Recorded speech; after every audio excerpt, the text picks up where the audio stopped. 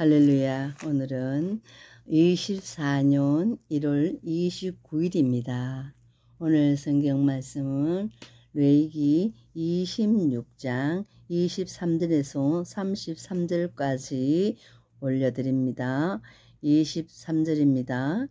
이런 일을 당하여도 너희가 내게로 돌아오지 아니하고 내게 대항할진대 나도 너희에게 대항하여 너희 죄로 말미암아 너희를 7배나 더 치리라.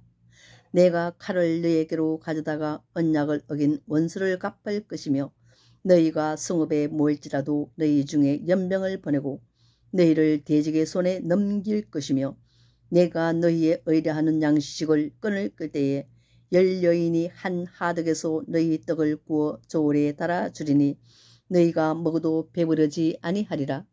너희가 이같이 될지라도 내게 청종하지 아니하고 내게 대항할진대 내가 진노로 너희에게 대항하되 너희의 죄로 말미암아 7배나 더 징벌하리니 너희가 아들의 살을 먹을 것이요 딸의 살을 먹을 것이요 내가 너희의 산당들을 헐며 너희의 분향단들을 부수고 너희의 시체들을 부서진 우상들 위에 던지고 내 마음이 너희를 싫어할 것이며 내가 너희의 성읍에 황폐하게 하고 너희의 성소들을 환랑하게 할 것이요 너희의 향기로운 냄새를 내가 흠향하지 아니하고 그 땅을 황무하게 하리니 거기 거주하는 너희의 원수들이 그것으로 말미암아 놀랄 것이며 내가 너희로 여러 민족 중에 흩을 것이요 내가 칼을 빼어 너희를 따르게 하리니 너희의 땅이 황무하며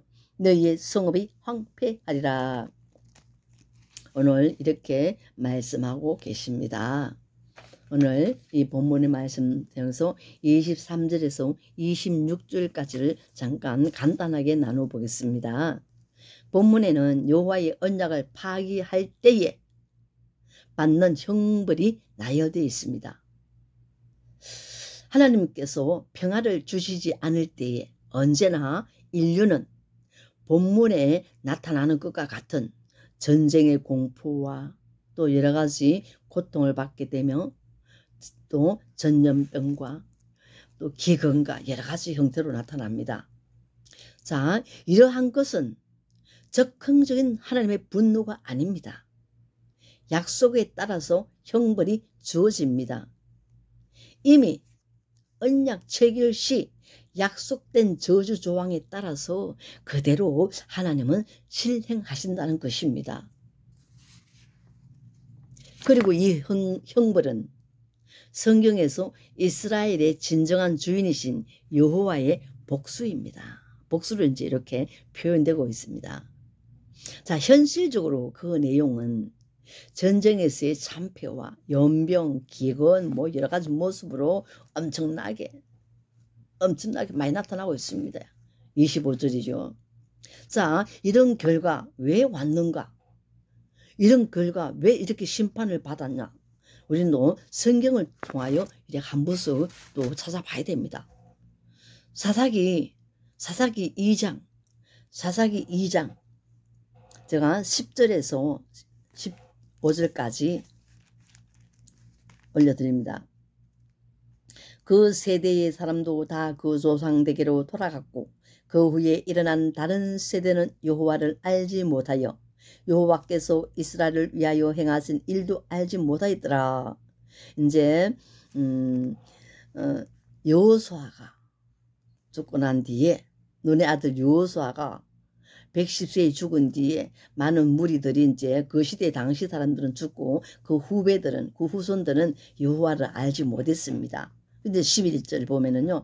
이스라엘 자손이 여호와의 목전에 악을 행하여 바알들을 섬기며 애굽 땅에서 그들을 인도하여 내신 그들의 조상들의 하나님 여호와를 버리고 다른 신들 곧 그들의 주위에 있는 백성의 신들을 따라 그들에게 절하여 여호와를 진노하시게 하였으되 곧 그들이 여호와를 버리고 바알과 아스타롯을 섬겼으므로 여호와께서 이스라엘께 진노하사 노락하는 자의 손에 넘겨주사 그들이 노락을 당하게 하시며 또 주위에 있는 모든 대적의 손에 팔아 넘기시며 그들이 다시는 대적을 당하지 못하게 하였으며 그들이 어디를 가든지 여호와의 손이 그들에게 재앙을 내리시니 곧 여호와께서 말씀하신 것과 같이 여호와께서 그들에게 맹세하신 것과 같아서 그들의 괴로움이 심하였더라. 이렇게 사사기 2장 11절에서 15절까지 그들이 바알을 섬기고 하나님을 버리고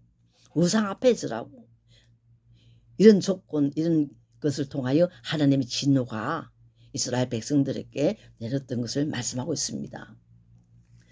또 보면은 열왕기하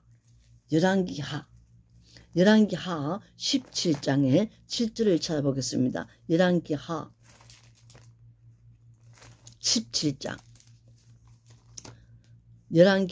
17장 한번 찾아보겠습니다. 열왕기하 17장 7절 열왕기하 17장 7절 보겠습니다. 왜 이렇게 하나님의 진노가 이렇게 되는지. 열왕기하 17장 7절 이 일은 이스라엘 자손이 자기를 애굽 땅에서 인도하여 내사 애굽의 왕 바로의 손에서 벗어나게 하신 그 하나님 여호와께 죄를 범하고 또 다른 신들을 경외하며 여호와께서 이스라엘 자손 앞에서 쫓아내신 이방 사람의 규례와 이스라엘 여러 왕이 세운 율례를 행하였으므로 이스라엘 자손이 점차로 불의를 행하며 그 하나님 여호와를 배역하여 모든 성읍의 망대로부터 견고한 성에 이르도록 산당을 세우고 모든 산 위에와 모든 푸른 나무 아래에 목상들과 아세라 상을 세우고 또 여호와께서 그들 앞에서 물리치신 이방 사람같이 그곳 모든 산당에서 분향하며 또 악을 행하며 여호와를 경노케 하였으며 또 우상을 섬겼으니 이는 여호와께서 그들에게 행하지 말라고 말씀하신 일이라. 하나님의 구류와 명령과 법도와 잘 지키며 또한 우상을 섬기지 말고 목상과 석상과 주상들을 만들지도 말고 섬기지도 말고 절하지도 말라고 하는데 이렇게 또 열왕기하 17장에서 이렇게 보면은요 전부 다 하나님을 버리고 그 땅의 신들 사람들의 신을 섬기고 있던 이런 이스라엘 백성들에게 하나님의 진노가 임하였습니다. 이러한 심판 즉 말하자면은 이 이스라엘 백성들의 잘못된 하나님을 버리는 그 결과입니다.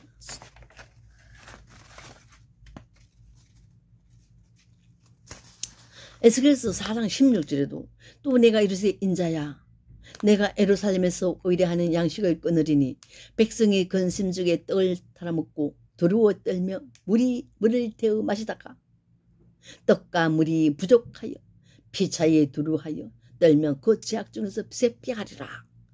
이렇게 하나님의 진노의 말씀, 경고의 말씀이 이렇게 준비되어 있습니다. 우상 숭배하고 하나님을 배역하고 하나님을 버리는 이런 이스라엘 백성들에게 하나님의 분노의 복수가 여러분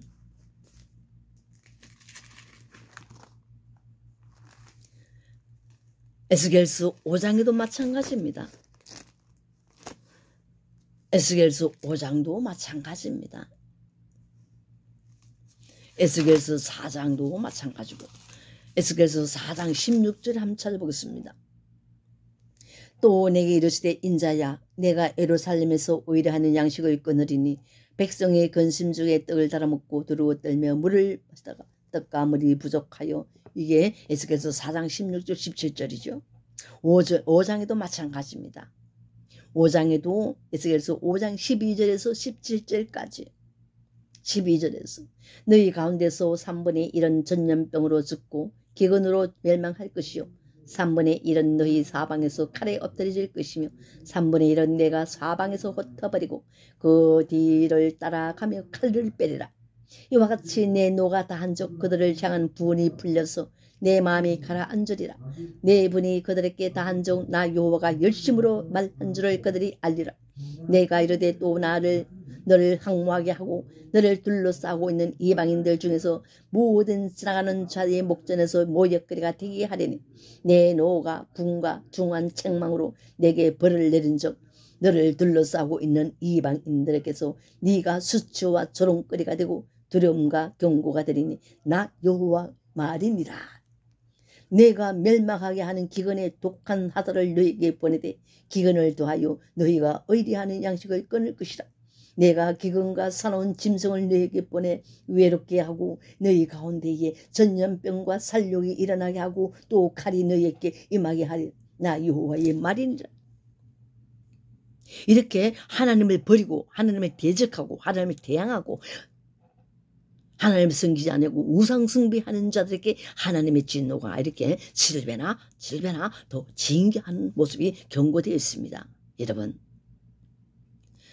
사랑하는 자녀들이 징계를 받는다는 경고를 했는데도 이 징벌을 받았음에도 그럼에도 불구하고 돌아오지 않는 백성에게 가해지는 형벌의 권한이 바로 언약 파괴와 우상 숭배와 하나님을 버리고 하나님을 배역하는 대가의 결과의 산물입니다.